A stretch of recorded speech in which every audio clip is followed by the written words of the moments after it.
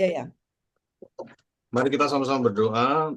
Bapa di surga, dalam nama Tuhan Yesus kami bersyukur buat kelas sejarah penembusan pada malam hari ini. Kami minta Tuhan sendiri yang akan hadir menolong setiap kami untuk mengerti lebih jauh lagi akan firman Tuhan. Dan Tuhan juga mengurapi hamba-Mu Bu Alida dan juga setiap kami semuanya yang belajar. Tuhan yang bimbing kami, Roh Kudus membuat kami boleh semakin memahami apa maksud dan rencana Tuhan dalam seluruh hidup kami. Tuhan, terima kasih mengurapi setiap perangkat dan juga semua fasilitas yang kami pakai untuk pengajaran ini, dan biar dalam segala hal kami boleh melihat nama Tuhan dipuji dan dipermuliakan, Engkau ditinggikan senantiasa. Terima kasih. Kami serahkan sepenuhnya waktu ini dalam tangan Tuhan, dalam nama Tuhan Yesus Kristus. Amin. Mari Amin. saya silakan, boleh. Iya, terima kasih Pak.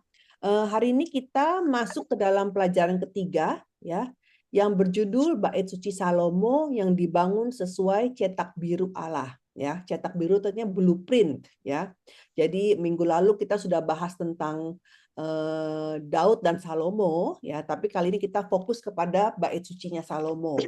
Ya. Kita mau lihat apa ya ciri-ciri khusus dari pembangunan bait suci Salomo. Yang pertama, ciri-cirinya adalah pembangunan bait suci Salomo ini dibangun di atas iman yang berpusat pada Allah. Saya bacakan 2 Samuel 7 ayat 1 sampai 3. Ketika raja telah menetap di rumahnya dan Tuhan telah mengaruniakan keamanan kepadanya terhadap semua musuhnya di sekeliling, berkatalah raja kepada Nabi Nathan, "Lihatlah aku ini diam dalam rumah dari kayu aras, padahal tabut Allah diam di bawah tenda." Lalu berkatalah Nathan kepada raja, "Baik, lakukanlah segala sesuatu yang dikandung hatimu sebab Tuhan menyertai engkau." Jadi kita lihat setelah Daud menang perang dengan musuh-musuhnya dan sudah settle, ya, kita bilang sudah lancar, sudah tenang, sudah aman, ya. Dan kemudian apa yang Daud pertama kali pikirkan? Biasanya kalau yang namanya raja-raja dunia pasti dia akan membangun istananya terlebih dahulu, ya.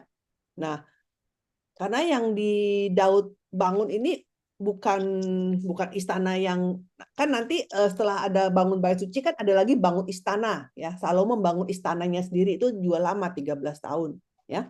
Nah, tapi di sini kita lihat bahwa Daud ini dia mendahulukan untuk membangun bait suci rumah Tuhan karena dia melihat kok aku tinggalnya di bangunan yang tetap sedangkan Tuhan bertinggal di kemah seperti itu. Jadi kita lihat bahwa Daud ini ingin menyatukan rakyat yang berpusat dengan bait suci. Jadi dia motivasinya apa untuk supaya bisa untuk membangun bait suci karena kasihnya kepada Tuhan, ya. Dia memberikan kemuliaan kepada Tuhan. Jadi kita lihat bahwa bait suci Salomo ini tidak dapat diselesaikan jika bukan karena iman Daud yang berpusat pada Allah, ya. Jadi ini berdasarkan apa? Iman Daud, ya, iman Daud. Nah, kita lihat meskipun Daud itu tidak diizinkan, ya, untuk membangun bait suci lewat tangannya sendiri, ya, tapi hanya lewat tangan anaknya, tetapi dia bukan meninggalkan begitu saja, tapi dia mempersiapkan semua hal yang dibutuhkan untuk pembangunannya supaya dibangun dengan sempurna sesuai dengan kehendak Tuhan. Apa saja yang dia siapkan, ya. Dia memerintahkan segala pembesar Israel untuk bilang apa? Arahkan hati dan jiwa mereka untuk mendirikan bait suci Allah.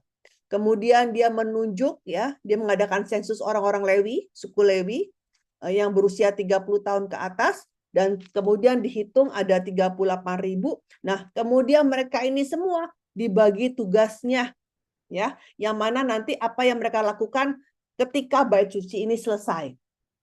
Ya, jadi ini seperti kayak manajemennya bagaimana, ya. Karena bangunan tidak ada yang mengelola, itu juga tidak tahu harus bagaimana, ya. Nah, nanti masalah tugas-tugas orang Lewi ini itu ditulis di buku ke-6 Sejarah Penebusan, ya. Tentang imam dan suku Lewi, ya, tugas-tugas mereka di bait suci, ya. Nah, kemudian juga Daud berpesan kepada Salomo, kuatkan dan teguhkanlah hatimu Janganlah takut dan janganlah tawar hati. Mulailah bekerja, Tuhan kiranya menyertai engkau. Jadi kita lihat di sini, setelah menitipkan itu semua, mempersiapkan semuanya, kemudian Daud pun juga berdoa kepada Tuhan, mempercayakan Salomo kepada Tuhan dengan doa seperti ini. Dan kepada Salomo, anakku, berikanlah hati yang tulus, sehingga ia berpegang pada segala perintahmu dan peringatanmu dan ketetapanmu, melakukan segala-galanya, dan mendirikan bait yang dipersiapkan telah kulakukan. Seperti itu. Kemudian ciri-ciri yang kedua adalah bait suci Salomo dibangun di Gunung Moria di Yerusalem. 2 Tawarik 3 ayat 1, Salomo mulai mendirikan rumah Tuhan di Yerusalem di Gunung Moria, di mana Tuhan menampakkan diri kepada Daud ayahnya di tempat yang ditetapkan Daud, yakni di tempat pengirikan Ornan orang Yebus itu. Ya, jadi kita lihat ya bahwa pembangunan bait suci itu ya lokasinya itu adalah lokasi pertobatan Daud. Ya, tapi juga lokasinya apa juga? Yaitu lokasi yang dimana menunjukkan imannya Abraham, ya. Ketika Abraham memberikan korban, mempersembahkan Ishak sebagai korban bakaran, itu pun juga di Gunung Moria. Jadi kita lihat bait suci dibangun atas dasar iman Abraham dan pertobatan Daud. Iman Abraham dan pertobatan Daud. Kemudian ciri-ciri yang ketiga, denah bait suci Salomo diberikan kepada Daud oleh Allah sendiri. Ya, 1 Tawarik 28 ayat 19 dikatakan, semuanya itu terdapat dalam tulisan yang diilhamkan kepadaku oleh Tuhan. Jadi diilhamkan oleh Tuhan, ya, yang berisi petunjuk tentang segala pelaksanaan rencana itu. Jadi all the details of this pattern, ya. Kemudian di ayat 12, selanjutnya rencana dari segala yang dipikirkannya mengenai pelata rumah Tuhan dan bilik-bilik di sekelilingnya dan bla bla bla. Ini kata rencana, ya. Ini bukan maksudnya rencananya Daud dengan pikiran dia sendiri, ya. Tapi rencana di sini dalam bahasa Ibrani adalah tabnit, yang artinya cetak biru, ya, denah, ya. Selanjutnya ya cetak biru dari segala yang dipikirkan, nah, seperti itu, ya. Jadi kita lihat Daud ini ya dengan adanya cetak biru, dia mempersiapkan seluruh bahan-bahannya, dia terus menjelaskannya kepada Salomo ya, sampai dia kasih tahu kepada Salomo memakainya ini berapa timbangannya. Beratnya berapa? Oh, mau buat ini timbangannya harus sekian ya, mau buat ini timbangan harus sekian. Jadi bukan hanya bentuknya saja, tetapi bahkan sampai berat-beratnya pun juga dijelaskan. Ya. Ya. Nah, kita lihat ya, Daud ini mempersiapkan bahan-bahannya kalau kita baca dengan lebih jelas di pasal 22 itu katanya sampai paku-pakunya ya semuanya hal yang sangat kecil-kecil itu semua disediakan oleh Daud ya. Jadi kalau tidak disiapkan oleh Daud belum tentu Daud Salomo ini nggak bisa bangun bait sucinya ya. Sangat mustahil bagi Salomo ya untuk menyelesaikan pembangunan bait suci jika tidak disiapkan oleh Daud. Ya. Jadi kita lihat bahwa denahnya, ukurannya, bahkan perabotan di dalamnya, susunnya bagaimana. Terus nanti setelah ada gedungnya udah jadi, bait sucinya udah jadi, kemudian gimana ritualnya, tata cara persembahannya bagaimana. Itu semua yang mengatur dibuat oleh Tuhan. Ya. Semuanya diilhamkan oleh Tuhan, bukan pikiran manusia. Jadi ini bait suci Salomo ini sama seperti apa? Batrahnu, ya, Batrahnu juga sama kan, bahannya batra, ukurannya berapa, lalu mau dibikin petak-petak seperti berapa lantai itu juga Tuhan yang tentukan. Ya, kemah suci Musa itu juga semua bahan-bahannya, ukurannya semua juga Tuhan yang tentukan. Jadi kita lihat bahwa mau batrahnu, kemah suci atau membait suci, ya semua sejarah penebusan Tuhan ini dari awal sampai akhir itu semuanya pekerjaan Tuhan. Ya. Kemudian ciri-ciri yang keempat adalah ada 183.805 orang yang bekerja membangun bait suci. Ini luar biasa sekali ya. Sampai jumlah tukang bangunannya pun ditulis 183.850 ya. Jadi itu siapa-siapa aja 183.850 ya.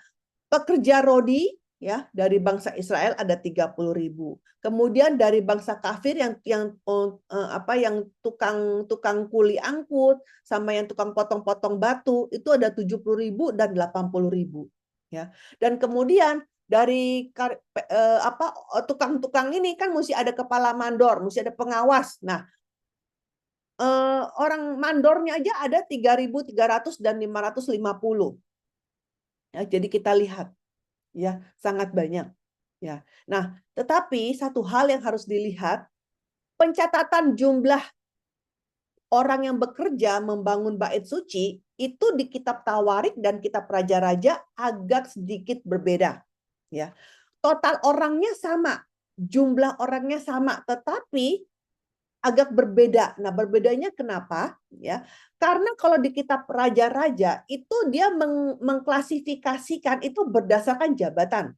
Ya, yang jadi kepala mandor siapa, yang jadi pengawas siapa, jadi ngejabatan. Ya. Tetapi kalau di kitab Tawarik itu bukan berdasarkan jabatan, tapi berdasarkan dari bangsanya, bangsa Israel atau bangsa kafir. Jadi digabung seperti itu.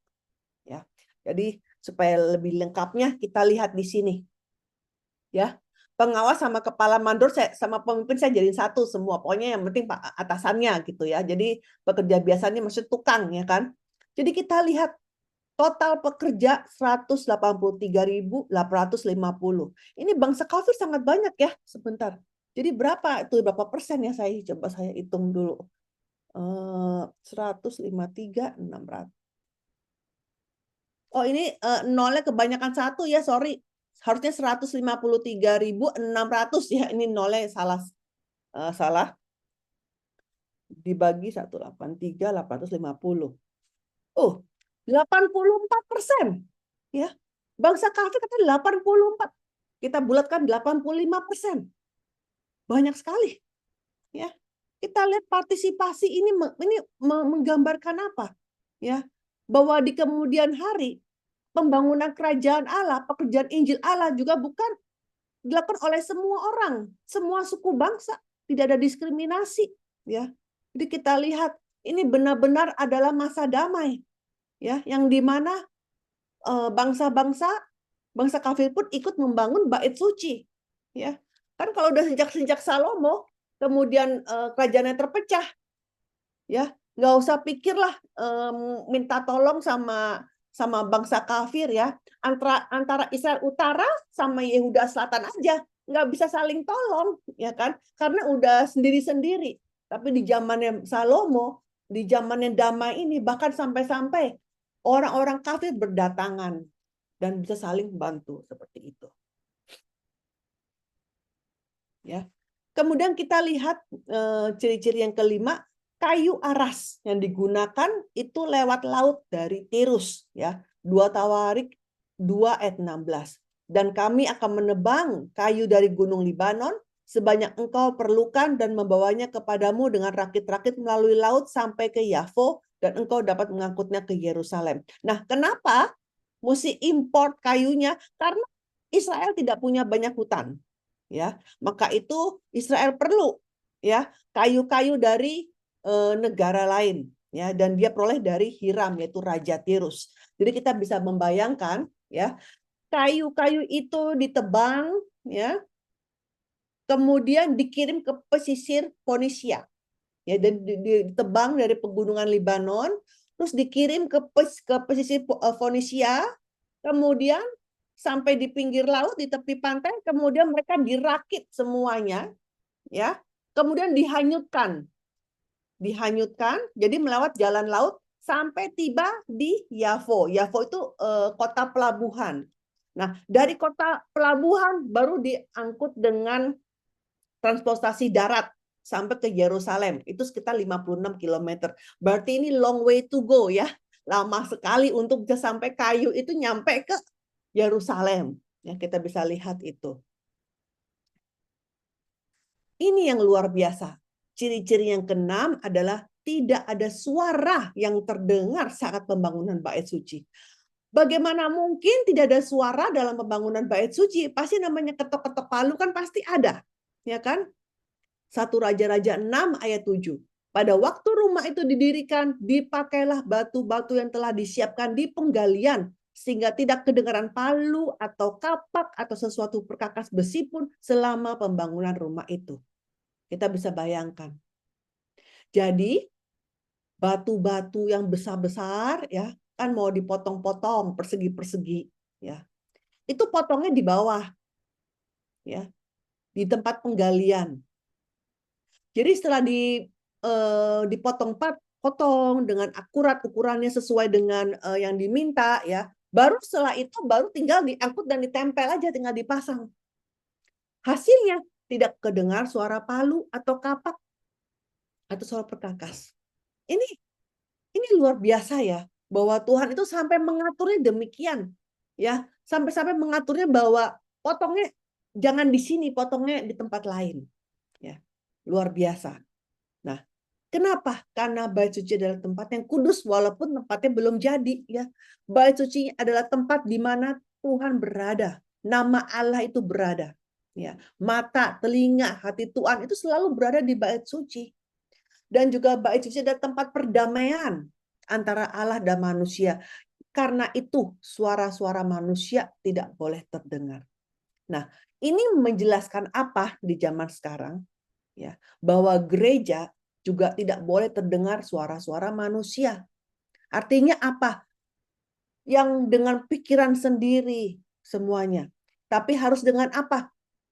Gereja yang hanya penuh dengan firman Tuhan, hanya penuh dengan bunyi doa dan bunyi puji-pujian. Ya. Jadi bukan sarang manusia, ya, yang hanya menyampaikan perkataan manusia, ya, cara-cara manusia seperti itu, bukan. Kemudian kita lihat struktur bait suci Salomo, ya. Struktur bait suci Salomo ini sebenarnya mirip dengan penampilan kemah suci, ya, secara garis besarnya itu mirip, ya. Nah, jadi kita lihat bahwa strukturnya ini mewarisi tradisi dari kemah suci Musa, ya. Bait suci ini sebelum dibangun pasti ada fondasinya, kan? Kita selalu kalau bangun rumah ada fondasi. Nah, dikatakan dibangun di atas batu yang sangat besar. Tapi tidak dibilang ukurannya berapa batu yang besar itu. Nah, tapi kalau kita lihat ukuran Salomo membangun batu dasar untuk istananya itu ada ukurannya, yaitu 10 hasta dikali 8 hasta. Nah, berarti kurang lebih kita bisa memikirkan kemungkinan ukurannya juga sama yang di bait suci Salomo, yaitu ukurannya batu-batu ini ukurannya 4,56 dikali 3,65. Itu kurang lebih seperti itu. Ukuran batu-batu dasar. Nah, dikatakan menurut 1 Raja-Raja 5 ayat 17, batu-batu besar dalam bahasa Ibrani gadol atau luar biasa. Dan mahal-mahal, yagar, langka, itu diambil, dipahat, dan diletakkan sebagai batu fondasi. Coba ya, kita kan kalau sebagai batu fondasi mana mungkin ya kita pakai batu yang mahal, yang langka ya. Nggak mungkin kita paling pakai batu kali kan kalau kita bangun rumah. Kita mau pakai batu yang langka itu tentu mau yang kelihatan oleh orang. Tapi di sini justru batu yang mahal dan langka ditaruh di bawah yang tidak kelihatan sebagai batu fondasi. Apa itu maksudnya? Batu dasar dan fondasi ini adalah gambaran Yesus Kristus. Ya, 1 Korintus 3 ayat 11. Karena tidak ada seorang pun yang dapat meletakkan dasar lain daripada dasar yang telah diletakkan, yaitu Yesus Kristus. 1 Korintus 10 ayat 4. Dan mereka semua minum minuman rohani yang sama, sebab mereka minum dari batu karang rohani yang mengikuti mereka, dan batu karang itu ialah Kristus.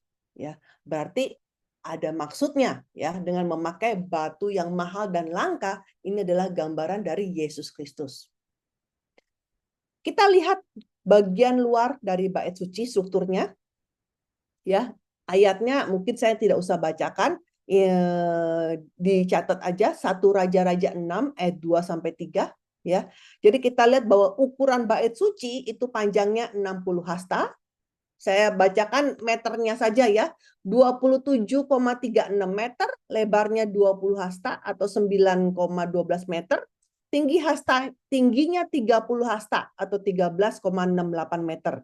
Nah, kemudian jadi persegi panjang ya berarti ya. Kemudian ada balai di depan bait suci. Nah, balai ini adalah jalan masuk ke bangunan utama dan berfungsi sebagai pintu masuk utama dan ruang duduk ya. Panjang balainya 20 hasta ya.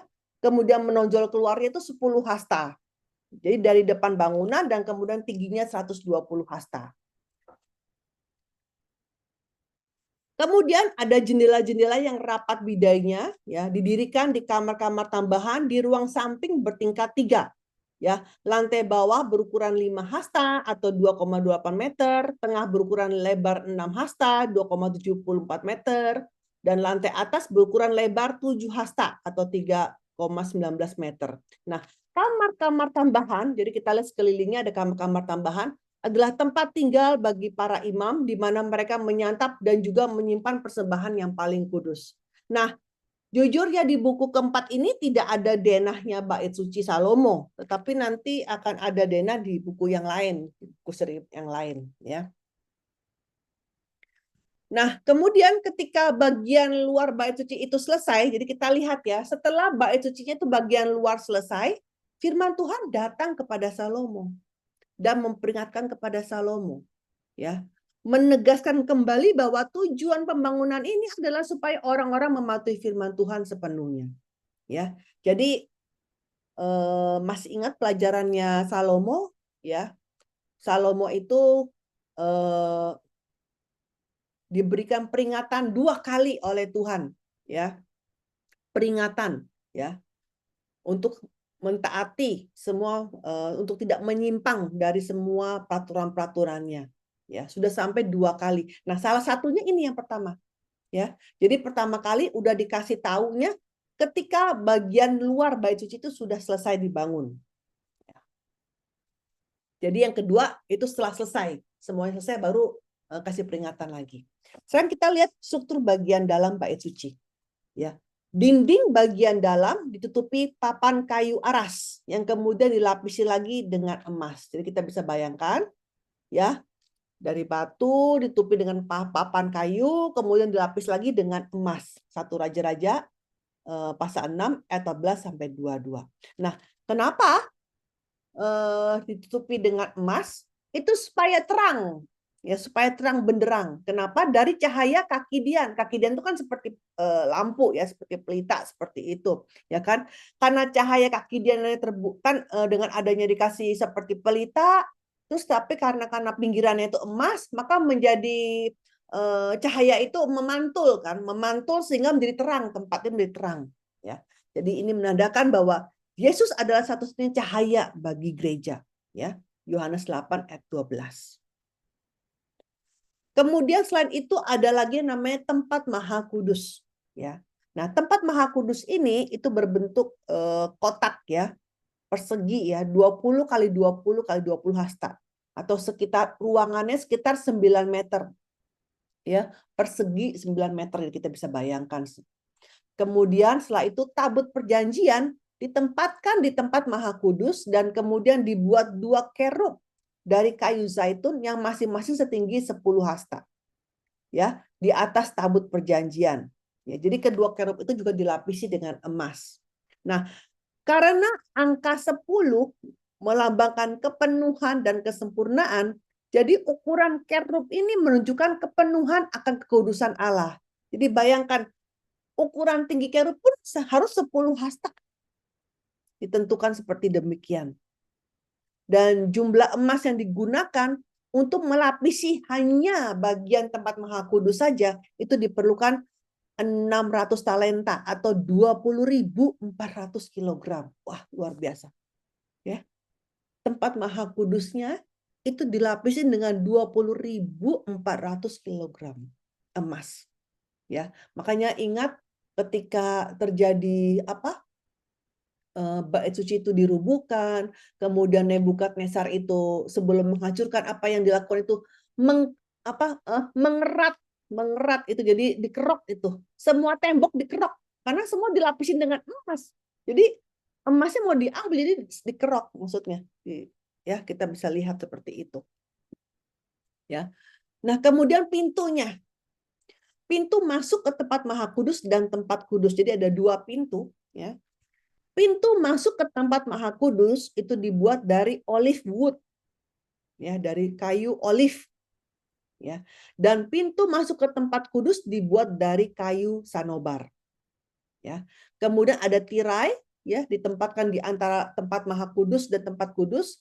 Dan tirai itu tentu ya kayak kita bikin korden seperti itu, ya. Ada gelang-gelang emasnya, ya. Yang mana tirai itu dibuat dari kain ungu tua, ungu muda, kirmisi dan lenan halus dengan gambar kerubim pada tabir itu. Ya. Kemudian selain itu ada lagi namanya pelataran dalam yang disebut dengan halaman para imam. Ya, itu dikelilingin dengan tembok dan temboknya terbuat dari 3 jajar batu pahat dan juga 1 jajar balok kayu aras. Ya, 3 jajar batu pahat, ya, dan juga 1 jajar balok kayu aras. Selain itu ada apa lagi, ya? Di dalamnya ada gambar kerub, ada pohon korma, ada bunga yang mekar di ujung di sekitar tempat dinding, tempat Maha Kudus dan tempat kudus. Jadi ada dekorasinya, ya, ada dekorasinya. Nah, jadi pintu-pintu didekor, diukir, ya. Nah, kerub itu melambangkan kekudusan, pohon korma melambangkan kesukaan yang besar dan juga kemenangan, ya. Kan pohon palem, ya, ketika Yesus masuk ke ke Yerusalem untuk yang terakhir kalinya kan dilambaikan pohon palem. Kenapa setiap kali raja datang palem dilambaikan? Itu melambangkan kemenangan, ya. Dan juga bunga yang mekar melambangkan keindahan dan kekuatan kehidupan yang sepenuh semangat.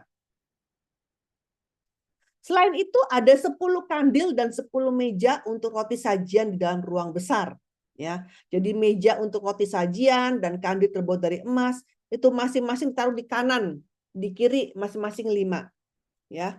Nah, 12 roti sajian ditempatkan pada setiap meja, berarti ada 120 roti sajian. Nah, kandil melambangkan Yesus Kristus yang telah datang sebagai terang bagi dunia, ya. Roti juga melambangkan Yesus Kristus yang adalah roti hidup itu sendiri. Jadi kita lihat bahwa semuanya menyimbolkan Yesus Kristus, ya. Nanti ada buku seri sendiri yang membahas tentang ukuran dari kayak kemah suci, semua arti-arti dalamnya itu kandil, roti itu ada. Itu tidak dibahas di buku keempat ini. Ya. Kemudian juga membuat perkakas bait suci, ya. Apa saja? Adanya namanya tiang yakin dan tiang boas di depan balai bait suci. Nah, tingginya 18 hasta, tingginya sekitar 8 meter. Terus karena dia tiang itu kan bulat, ya, kelilingnya itu sekitar 5 meter, diameternya sekitar 1,74 meter, jadi sangat tebal, ya. Jadi tiang ini dibuat dari tembaga yang dilelehkan dengan ketebalan 4 jari. Jadi jelas. Jadi sampai ketebalannya berapapun itu ditulis, ya. Jadi bukan Salomo yang mikirin apakah ini tebalnya mesti berapa, tembaganya itu sudah ditulis semuanya, ya. Jadi kita lihat kalau tebalnya 4 jari berarti ini tiang tembaga ini tengahnya kosong, ya, tengahnya kosong. Nah, tiang yang sebelah kanan dinamakan yakin dan tiang kiri dinamakan boas. Yakin artinya ia mendirikan. Artinya apa? Allah telah mendirikan bait suci dan kerajaan Daud dan ia juga akan tetap menjaga keduanya dengan kuat dan selama-lamanya. Bagaimana Boas? Boas adalah gabungan dari as yang berarti kuat, berkuasa, dan kata bo yang berarti di dalam. Berarti Boas artinya ada kekuatan di dalamnya. Ya, jadi ini menunjukkan bahwa Allah sendiri yang menegakkan bait suci dengan kekuatan dan memberikan kuasa kepada kerajaan Daud. Ya, jadi ketika umat Israel setiap kali dia datang ke bait suci, memandang ada 2 tiang tembaga yang tinggi, itu mereka bisa mengingat kesetiaan Allah dan ketetapan Allah yang kekal.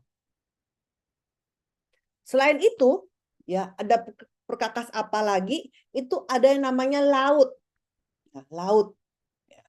Laut ini terbuat dari tembaga tuangan, ya. Ditaruhnya di sisi kanan di arah tenggara bait suci. Nah, kenapa dinamakan laut? Itu karena ukurannya yang sangat besar, ya. Ukurannya itu diameternya 4,56. Waduh, 4,56. Berarti besar ya. Ini sekitar ukuran kamar ya. Kalau 4 meter ya, diameternya seukuran. Bayangkan ini kayak tempat penampungan air ya. Tapi penampungan air yang bulat apa? Diameternya 4,5 meter. Berarti seperti ukuran kamar ya. Terus kelilingnya 30 hasta atau 13 meter, terus tingginya 5 hasta atau 2 meter. Nah, laut ini ditempatkan di pelataran dalam dan digunakan oleh para imam dan orang Lewi untuk menyucikan tubuh mereka. Ya. Terus dari laut ini ada penopang gitu, terus di bawahnya ya itu ada 12 ekor lembu, ya. Yang mana masing-masing 3 ekor menghadap ke satu arah mata angin. Ada barat, utara, timur, selatan. 3, 3, 3, 3. Nah, 12 lembu ini mewakili apa? Pengorbanan atau ketaatan dari 12 suku Israel. Di semua ada simbol-simbolnya. Laut ini mampu menampung 2.000 bat air atau sekitar 45.420 liter. Berarti ini sangat-sangat berat. Ya. Dan juga kemudian ada ukiran apa? Bunga bakung, ya, bunga bakung, ya. Nah, bunga bakung adalah bunga liar yang umumnya ditemukan di daerah Palestina di Israel. Jadi melambangkan perlindungan Tuhan dan kasih karunia Tuhan. Kemudian ada apa lagi? Ada 10 kereta penopang dari tembaga dan 10 bejana pembasuhan. Jadi kita lihat 10 bejana pembasuhan itu di bawahnya ada kereta yang menopang. Ya, seperti itu.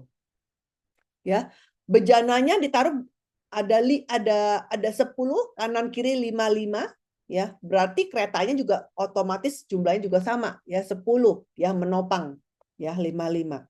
Nah, bejananya ini tujuannya untuk mencuci korban persembahan, ya, berdiameter 4 hasta. Ya. Jadi setiap bejana mampu menampung 40 bat air atau sekitar 900 liter. Ya. Jadi kita lihat terus juga ada kereta. Kalau kereta berarti ada roda-rodanya, ya kan? Supaya apa? Supaya mengangkut airnya dengan mudah karena ada roda. Kemudian juga ada kuali-kuali, penyodok-penyodok, ada bokor-bokor penyiraman. Itu semua dibuat dari tembaga yang dipoles, ya. Dipoles artinya apa? Digosok menjadi sampai halus, sampai mengkilap seperti itu, ya, sampai bercahaya. Ya. Jadi digosok itu kan harus berkali-kali. Ya, ini artinya menandakan apa? Pengabdian. Pengabdian dalam perbuatan apapun di dalam bait suci. Jadi, ya, kita bisa simpulkan semuanya, ya. Bagian dalam terbuat dari emas. Ya, sedangkan di luar dari tembaga mentah. Ya. Nah, emas melambangkan kemurnian yang tak ternoda, melambangkan karakter Kristus, ya. Dan tembaga juga melambangkan karakter. Jadi emas maupun tembaga itu melambangkan karakter Kristus, ya. Jadi Salomo ini akhirnya bisa menyelesaikan semua pekerjaannya sesuai dengan cetak biru, ya. Dan ketika dia mengerjakan semuanya, tidak ada yang tersisa. Bahan-bahannya tidak ada yang bilang ini bahannya kurang atau ini bahannya kelebihan. Ya. Jadi semuanya ukurannya pas. Ya. Bait suci Salomo udah diselesaikan dengan segala bagian-bagiannya dan sesuai dengan segala rancangannya dan selesailah sudah. Itu ditulis di 1 Raja-Raja 6 ayat 37 sampai dengan 38. Jadi kita lihat ya bahwa beda dengan manusia ya. Kalau manusia membuat rencana itu pasti meleset ya. Ada aja yang kelebihan atau kekurangan atau ketika lagi dibangun ada yang hasilnya kurang memuaskan ya. Tetapi kalau Tuhan yang merencanakan itu semuanya tepat, tidak berkekurangan, tidak berkelebihan. Ya. Setelah bait sucinya selesai ya, tabut perjanjian itu ditempatkan dan kemudian kemuliaan Allah memenuhi rumah Tuhan. Sekarang kita lihat apa arti penting, ya maaf ya hari ini agak sedikit lama, ya. Arti penting bait suci Salomo dalam sudut pandang sejarah penebusan. Ya. Dengan dilihat dari sini, kan kalau bait suci Salomo dibangun berarti kan sudah permanen. Ya, sudah permanen. Beda dengan kemah suci yang mobile, yang bisa dibawa kemana-mana. Tapi dengan adanya bangunan yang permanen, ini adalah bukti bahwa Kanaan, tanah janji, telah menjadi milik yang sempurna dari bangsa Israel. Ya. Nah, hari ini seluruh proses pembangunan bait suci itu menunjukkan kepada kita proses di mana orang-orang kudus juga menjadi bait Allah. Ya, dan juga sedang turut dibangun di dalam Yesus. Nah, apakah arti pembangunan bait suci yang telah Salomo selesaikan? Yang pertama, ya, menandakan penggenapan perjanjian dengan Daud, ya. Karena Tuhan sudah menjanjikan kepada Daud bahwa anaknya akan yang membangun bait suci. Yang kedua, bait suci ini menunjuk pada bait suci sejati yang akan dibangun oleh Yesus Kristus di masa depan. Ya, jadi meskipun perjanjian Daud itu awalnya lewat Salomo, tapi nantinya digenapi dengan sempurna oleh Yesus Kristus yang akan datang dan menyelesaikan bait sucinya. Kemudian yang ketiga, bait suci ini menunjukkan iman yang memprioritaskan bait suci. Kenapa? Karena Salomo lebih dulu membangun bait suci daripada istananya. Kemudian nanti ketika istananya dibangun itu hadap-hadapan. Jadi melihat bahwa umat dan raja itu mengabdi hanya kepada pemerintahan Allah saja. Nah, sekarang setelah selesai jadi semua, kemudian diadakan doa pentahbisan. Ya. Jadi setelah Salomo berpidato, ya, kemudian dia memberikan korban persembahan dan ada namanya doa pentasbihan. Apa itu isi doa pentahbisan bait suci? Yang pertama, isi doa Salomo, dia berdoa supaya Allah menepati perjanjian Daud. Ya, itu semua tertulis di 1 Raja-Raja pasal 8. Ya, pasal 8 itu bisa dibaca. Yang pertama, berdoa agar Allah menepati perjanjian Daud. Kemudian yang kedua, berdoa agar Allah mendengar doa umatnya. Yang ketiga, berdoa agar Allah memberikan pengampunan bila umatnya bertobat. Jadi umatnya datang ke bait suci, minta ampun, dan Tuhan mendengar doa mereka. Kemudian yang keempat, berdoa agar Allah mengabulkan doa orang-orang asing. Jadi maksudnya ketika ada orang-orang asing datang ke Yerusalem, masuk ke bait suci Salomo, terus mereka berdoa, itu pun Tuhan dengar doa-doa orang kafir itu. Kemudian yang kelima, berdoa bahwa Allah akan menjawab saat orang-orang keluar untuk berperang dan berdoa kepada Tuhan dengan menghadap ke bait suci. Nah, ini asal mula kenapa kalau berdoa itu menghadap ke timur. Ya, seperti itu. Yang kita tahu orang muslim kalau berdoa harus menghadap ke timur, ya kan? Ini dari titik ini, ya. Berdoa kepada Tuhan dengan menghadap ke bait suci. Bait sucinya kan ada di Yerusalem, di timur gitu, seperti itu. Nomor 6, berdoa bahwa ketika bangsa Israel melakukan dosa dan ditawan di tanah musuh mereka, jika mereka berdoa dengan menghadap ke bait suci, maka Allah mengampuni mereka, memberikan belas kasih-Nya, mendengarkan permohonan mereka, dan mengabulkan doa-doa mereka sepenuhnya. Jadi setelah Salomo berpidato, ya mengadakan doa pentahbisan, kemudian api turun dari langit dan melumat habis korban bakaran dan korban-korban sembelihan. Dan kemudian kemuliaan Tuhan memenuhi rumah itu, rumah Tuhan, sehingga sampai-sampai para imam itu tidak bisa masuk. Ya, karena dipenuhi oleh kemuliaan Tuhan. Ya, kemudian Salomo memberikan persembahan korban pendamaian, ya. Kemudian Allah juga kemudian berjanji kepada dia untuk menjaga perjanjian yang dibuatnya dengan umat Israel dan bahwa mata, telinga, hati, dan namanya tidak akan meninggalkan bait suci. Nah, setelah selesai ini semua, Allah memperingatkan Salomo yang kedua kalinya. Ya, jadi kita lihat bahwa Tuhan memberikan peringatan kepada Salomo 2 kali, ya. Yang pertama ketika bangunan luarnya baru jadi, dan yang kedua setelah jadi semuanya. Sekarang yang terakhir, ya, adalah kurun waktu pembangunan bait suci. 1 Raja-Raja pasal 6 ayat 37 sampai 38. Dalam tahun yang keempat, dalam bulan Syu, diletakkanlah dasar rumah Tuhan, dan dalam tahun yang ke-11, dalam bulan Bul, yaitu bulan ke-8, selesailah rumah itu dengan segala bagian-bagiannya dan sesuai dengan segala rancangannya. Jadi 7 tahun lamanya ia mendirikan rumah itu. Nah, di buku keempat, Pendeta Abraham Pak itu menulis bahwa ini yang pertama sekali dalam sepanjang sejarah dunia bahwa kurun waktu pembangunan bait suci yang tepat itu adalah 6 tahun 6 bulan. Dan kalau dikatakan 7 tahun ini adalah pembulatan ke atas. Ya, pembulatan ke atas. Nah, dari mana kita bisa tahu bahwa sebenarnya pembangunan itu hanya 6 tahun 6 bulan? Kenapa bukan pas 7 tahun? Ya, itu karena berdasarkan kalender yang dipakai oleh zamannya Daud dan Salomo. Ya. Jadi kita lihat bulan Syu adalah bulan kedua. Bulan Bul adalah bulan ke-8. Ini kita sudah belajar ya tentang ini. Kemudian dibangun di tahun keempat, bulan kedua sampai tahun ke-11 bulan 8. Nah, kita mau lihat, kita mau buktikan ya. Apakah benar atau tidak ya 7 tahun lamanya mendirikan rumah itu. Tetapi karena kita tahu bahwa di Israel itu ada 2 kalender, yaitu kalender Nisan sama kalender Tisri, maka kalau kita masukkan ini ya, itu menjadi berbeda, menjadi selisih 1 tahun. Ya, jadi kita lihat. Ya. Oh, ini tadi ada ayat tambahannya. 1 Raja-Raja 7 ayat 1 dibilangnya Salomo mendirikan istananya 13 tahun.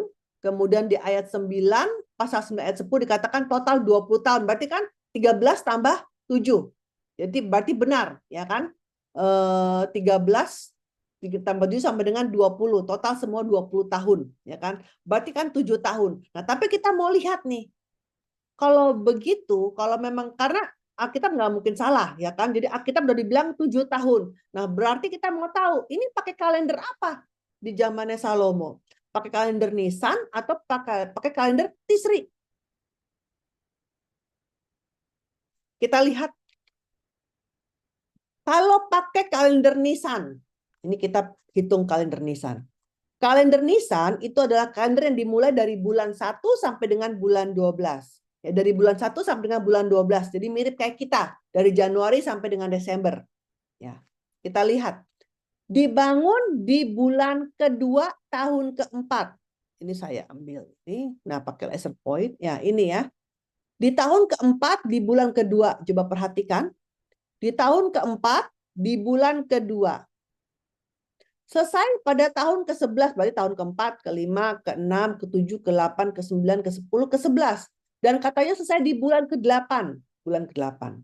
Berarti, kalau tahunnya saja, 1, 2, 3, 4, 5, 6. Berarti totalnya yang utuh 6 tahun. Terus di tahun keempat ada 10 bulan. Di tahun ke-11 ada 8 bulan. Jadi 10 ditambah 8 bulan adalah 18 bulan, ya kan? Berarti totalnya 7 tahun 6 bulan. Jadi kalau kita memakai kalender Nisan, maka bait suci Salomo selesai di 7 tahun 6 bulan, atau kalau pembulatan ke atas adalah 8 tahun. Ya, 8 tahun. Ini jelas di sini? Ya. Kita lihat, saya ulangi lagi. Kalau kalender Nisan, ya, itu dari bulan 1 sampai dengan bulan 12. Ya. Jadi di tahun keempat itu ada 10 bulan sendiri. Di tahun ke-11 itu ada 8 bulan sendiri. Berarti kalau kita hitung semuanya, berarti ada 7 tahun 6 bulan. Ya. Atau kalau dibulatan ke atas adalah 8 tahun. Karena Alkitab itu menggunakan pembulatan ke atas Alkitab. Sekarang kita mau lihat kalender Nisan, kalender Tisri. Nah, lihat kalender Tisri. Kalau kalender Tisri itu selalu dimulainya dari bulan ke-7. Ya. bulan ke-7 sampai bulan ke-6 tahun berikutnya. Ya, selalu seperti kayak kalender TIS itu seperti kayak kalender sekolah kita. Kan kita kan kalau sekolah semua mulainya bulan Juli, ya kan? Jadi kita lihat di sini di tahun yang keempat dikatakan bulan kedua. Nah, tahun keempat bulan kedua. Berarti tahun keempat cuma ada 4 bulan. Kemudian tahun kelima, ke-6, ke-7, ke-8, ke-9, ke-10. Dibilang tahun ke-11 bulan Bul, bulan ke-8. Berarti hanya 2 bulan.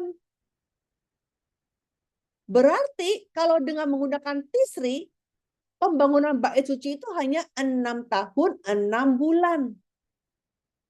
Dibulatkan menjadi 7 tahun. Berarti jelas sekali bahwa kerajaan kesatuan yaitu Daud dan Salomo itu menggunakan kalender Tisri. Dan nanti setelah itu kan kita akan belajar ya, kan kita sudah belajar sebenarnya itu kan bahwa kerajaan Yehuda Selatan itu menggunakan kalender Tisri. Tapi kalau kalender Israel Utara itu menggunakan kalender Nisan. Ya. Jadi ini adalah bukti ya. Jadi Alkitab bilang 7 tahun.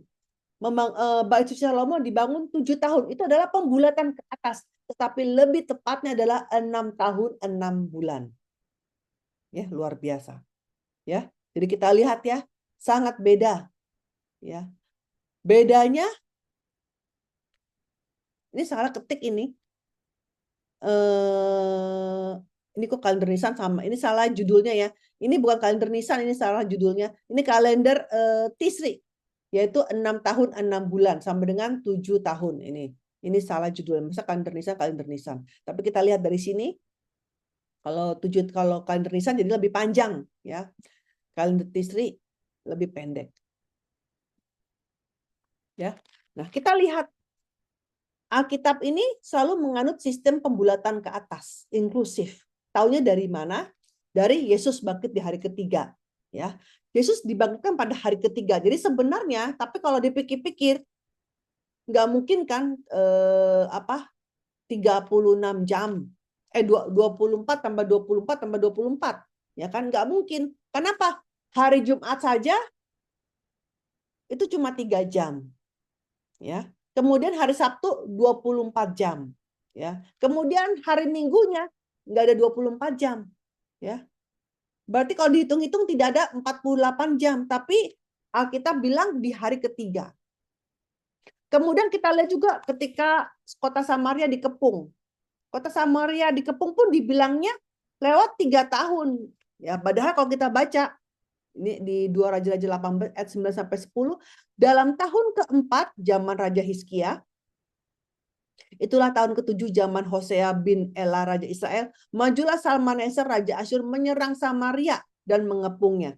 Direbutnya itu sesudah lewat 3 tahun. Dalam tahun ke-6 zaman Hizkia. Coba kita lihat tahun keempat, tahun ke-6 harusnya tidak ada 3 tahun, ya kan? Tetapi pembulatan ke atas, ya. Ini tahun ke-7 Hosea sampai tahun ke-9 zaman Hosea. Kalau 9 dikurang 7 kan nggak sampai 3. Tetapi kenapa dibilangnya 3 tahun? Itu pembulatan ke atas. Jadi kita melihat dari sini bahwa Alkitab menggunakan pembulatan ke atas dan juga bahwa Bait Suci Salomo itu dibangun 6 tahun 6 bulan menggunakan kalender Tisri. Ya, atau pembulatannya adalah 7 tahun. Ya, selesai kita pelajaran pada hari ini. Mari kita berdoa. Bapa yang ada di surga, kami hendak mengucapkan syukur ya Bapa atas segala pemeliharaanmu. Bapa, Engkau telah mengajarkan kami Bapa mengenai pembangunan Bait Suci Salomo yang luar biasa ini. Bapa, bimbinglah kami Bapa dalam kami membangun untuk kami bisa menjadi bait Allah yang di matamu. Bapa, untuk itu Bapa, tolong Bapa bimbing kami agar kami bisa belajar, kami bisa menguruskan diri kami dan menjadi bait suci yang berkenan di hati Bapa. Terima kasih ya Bapa, dan dalam nama Tuhan Yesus kami berdoa. Amin. Terima kasih Bu Alidah. Iya, maaf ya hari ini panjang karena dipotong tanggung. Tidak Bu, ini satu ilmu yang baru. pengetahuan yang baru yang boleh memperkuat iman kita bahwa Alkitab kita ya dan benar ya. Ya. Baik, sebelumnya ada teman-teman yang mau tanya enggak? Atau mau mempertegas, mau jelaskan atau bagaimana? Bu, ini sambil nunggu ya Bu ya? Iya. Sambil tunggu teman-teman. Kalau teman-teman mau silakan resen ya, nanti dibuka mute-nya, apa mic-nya. Soal kematian Yesus ya Bu ya, dan kebangkitannya. Waktu tempo hari Bu, ini saya belajar yang Berarti lain. ini Bu. lagi bertanya bukan tidak berhubungan dengan pelajaran ya Bu ya yang hari ini ya berarti ya. Apa Masih gimana? Bu, pelajaran Oh masih ini Bu masih. tadi bilang 3 hari ya. Tapi Bu kalau menurut ini ya Bu ya, ada satu kelas namanya Torah Club Bu. Itu yang ngajar orang-orang Yahudi tapi Yahudi Mesianik. Dia bilang Bu, sebenarnya hari Sabat itu Bu ada ketika memasuki hari raya Paskah itu ada namanya Sabat besar Bu. Sabat besar itu tuh istilahnya apa saya lupa tuh Bu. Jadi dia mulainya bukan di hari jadi perhitungan hari mereka kan mulai harinya itu Bu di sore hari itu jam 6. Iya betul Bu. Jadi kalau kita bilangnya nih Rabu seperti sekarang ini sudah Rabu malam begitu Bu. Iya toh? Iya. Sekarang itu udah Rabu malam begitu. Nah, jadi itu Bu sebenarnya katanya dia masuknya ini saya nggak tahu ya bagaimana ya Bu ya untuk menyeimbangkan dengan sejarah penebusan. Jadi itu dimulainya itu Bu di Rabu malam. Hitung Rabu malam itu Bu Tuhan Yesus mulai apa? Bukan hari Jumat, maksudnya jadi hari Rabu. Ya, Bu. Jadi itu kalau dihitung Bu, jadi dia tuh pas dia itu bangkit di minggu pagi itu betul-betul hari minggu pagi itu persis 3 hari Bu. Jadi dia waktu dihitung itu kan hari Rabu sampai di Kamis itu 1 hari. Kamis ke Jumat 1 hari lagi toh Bu. Sampai Kamis malam. Jumat malam ke Sabtu lagi. Sabtu malam itu 3 hari. Nah, Sabtu malam itu kan udah minggu pagi toh Bu. Sudah hari Minggu. Betul. Jadi waktu subuh itu perempuan-perempuan datang. Itu sudah terbuka. Jadi itu hitungannya memang 3 hari Bu. Kalau menurut adat istiadatnya orang Yahudi, di mana Paskah itu dirayakannya di hari Rabu malam besar, Rabu malam. Jadi itu Sabat besar gitu, Sabat khusus untuk hari raya Paskah Bu. Itu pengetahuan yang baru sih buat saya juga Bu. Jadi saya juga membandingkan dengan yang ini. Kalau kita kan harus ikut yang berdasarkan Alkitab ya, maksudnya.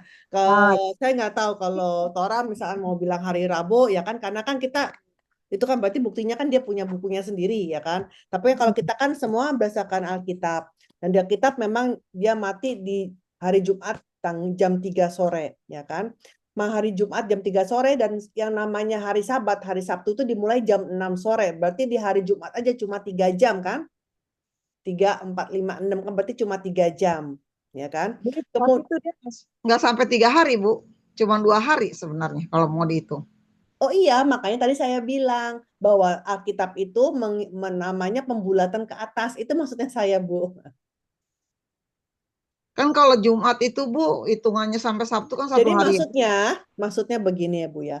Bahwa di Alkitab itu ya, misalkan cuma 2 jam udah dihitung 1 hari gitu maksudnya hari Jumat walaupun cuma 3 jam dihitungnya udah hari Jumat 1 hari. Terus hari Sabtu udah pasti 24 jam. Terus hari Minggu ya dari jam 6 sore oke lah sampai jam 4 pagi lah gitu dia bangkitnya. Berarti ada 10 jam. 10 jam kan berarti sebenarnya kan bukan 24 jam. Itu pun udah dihitung 1 hari, berarti ada 3 hari. Begitu juga dalam perhitungan tahun raja-raja ya. Coba kita bayangkan ya. Secara logika kan nggak mungkin dong raja-raja itu jadi rajanya itu misalkan kalau perhitungannya Tisri di bulan 7 ya, masa jadi raja selalu di bulan 7, bulan 7, bulan 7 kan nggak mungkin kan secara logikanya begitu kan. Kan bisa aja tiba-tiba rajanya yang ini mati, bisa mati di bulan 3 gimana? Atau mati di bulan ke-11 gimana? Ya berarti kan jadi yang raja berikutnya menjadi raja langsung lanjutin kan, Bu. Coba kita pikir di perjanjian di tempatnya tahun raja-raja ya. Meskipun contohnya gini deh biar gampang deh. Jadi presiden. Saya jadi presiden di bulan Desember misalkan Desember. Terus bulan depannya udah Januari 2027. Saya udah bilang itu sudah memenuhi 1 tahun, Bu. Kalau di Alkitab bilangnya begitu. Karena di Alkitab dianggapnya itu 1 tahun. Walaupun sebenarnya cuma 1 bulan gitu. Paham nggak? Makanya di Alkitab itu ya, tahun-tahun raja itu hanya tahun-tahun. Kelihatannya kok tahun-tahun. Tapi kalau dihitung itu kenapa kayaknya cuma 2 tahun atau cuma 3 tahun gitu. Karena mereka menghitungnya inklusif semuanya. Maka itu saya kasih tahu bahwa sistem yang namanya pembulatan ke atas itu semua berlaku di dalam Alkitab.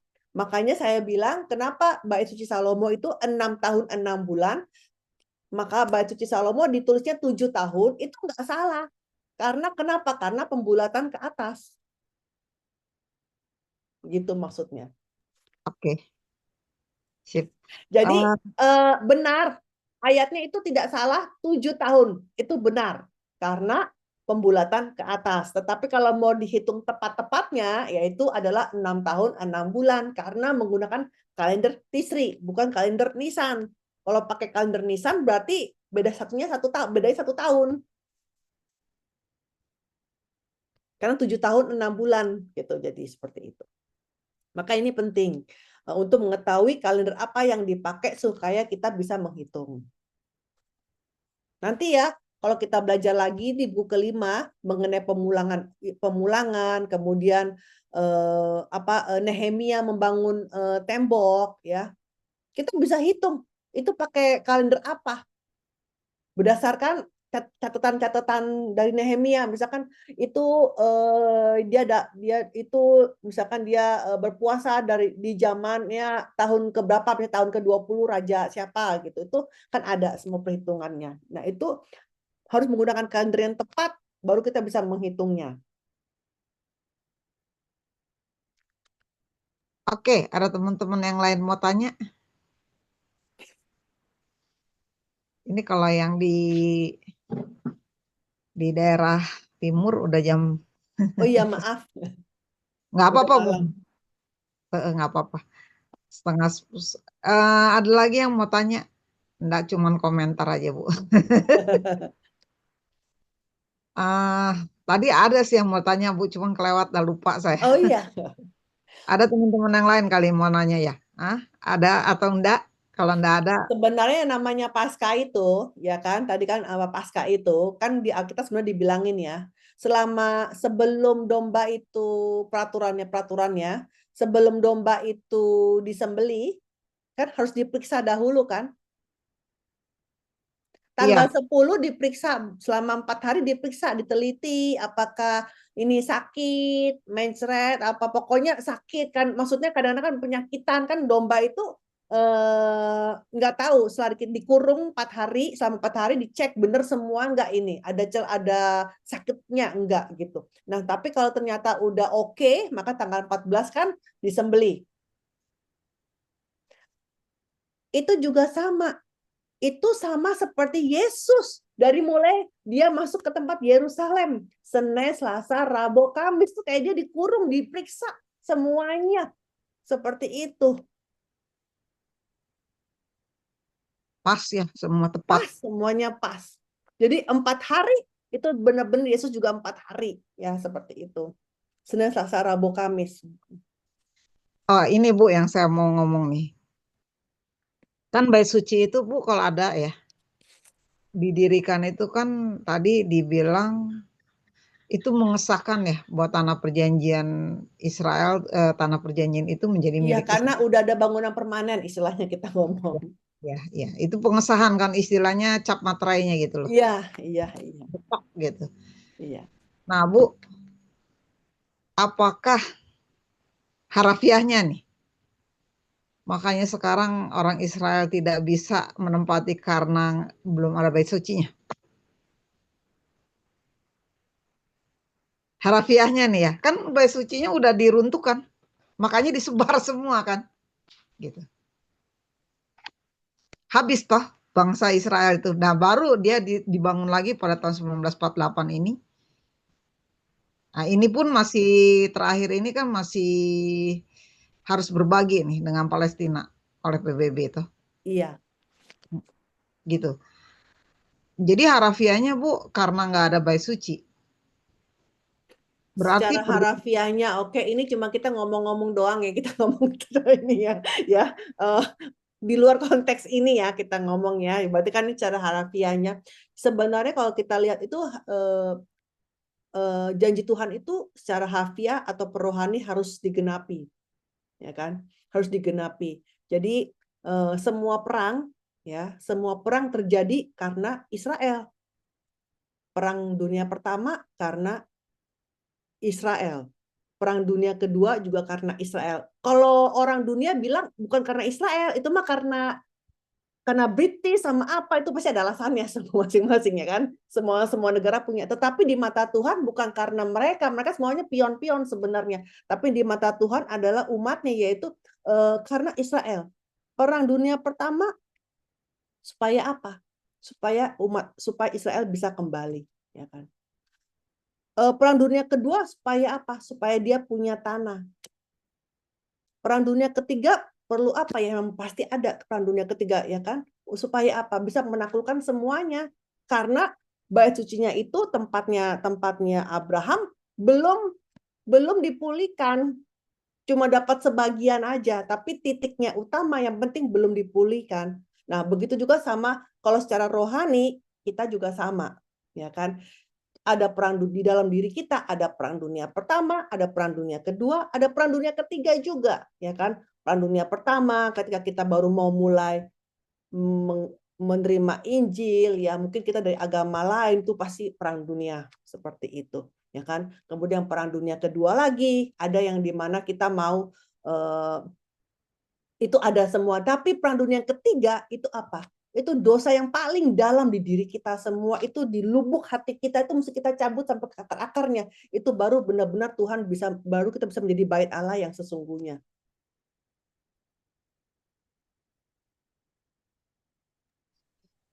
ya Bu, terima kasih. Jadi ya udah pasti ya, perang dunia ketiga pasti ada. Ya, lagian kan harus datang itu rajanya. Kan kalau tanahnya udah ada, rakyatnya udah ada, kan mesti ada rajanya, no? Harus datang Ya gitu. sudahlah, itu yang kita berdoa semoga semua itu ya yang apa? Ya udah kita yang di sini memang yang Mendoakan, di mau pas keimbas. iya. Ya harus terjadi lah apa yang digenapi, apa yang difirmankan. Baik teman-teman, kalau tidak ada lagi, terima kasih Bu Alida untuk pelajarannya pada malam ini. Kami semua merasa diberkati pastinya. Saya pribadi merasa diberkati. Iya. Luar biasa. Kita akan Baik, mulai lagi di minggu ketiga ya. ya kita ketemu lagi di minggu ketiga. Iya. Karena Berarti kemarin itu karena minggu tiganya nggak ada, Ibu Kristina libur, jadi minggu keempat jadi mundur ya. Tapi tetap sebenarnya minggu pertama dan minggu ketiga ya. berarti tanggal 17 Maret ya Iya. Bu ya. Iya. Nah, kurang Baik. lebih. Baik, kita akan tutup dalam doa Bu Alida. Tutup Silakan. doa Bapa kami, Bapa Silakan. kami yang ada di surga, kuduskanlah namamu, datang kerajaanmu. Jadilah kehendakmu di bumi seperti di surga. Berikan kami hari makan kami secukupnya, dan ampuni kesalahan kami, seperti kami mengampuni bersalah kepada kami, dan jangan masukkan kami ke dalam pencobaan. Karena Engkau yang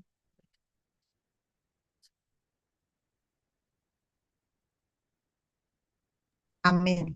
terima kasih semuanya. Bu Terima Alida, Selamat malam. kasih. Mari, terima teman-teman. kasih Pak Puas. Boas sudah menyiapkan semuanya. Puji Tuhan, terima kasih. Mari. Terima Ya, kasih, Bu. sama-sama. Yuk.